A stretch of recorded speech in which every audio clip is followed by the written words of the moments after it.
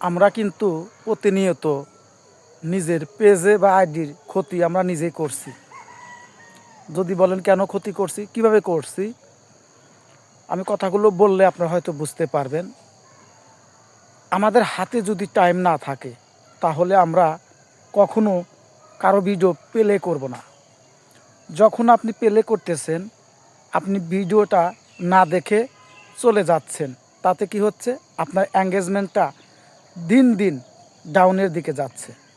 তাই আমরা যারা অরিজিনাল কন্টেন্ট ক্রিয়েটর তারা কখনোই এই ভুলগুলা করে না।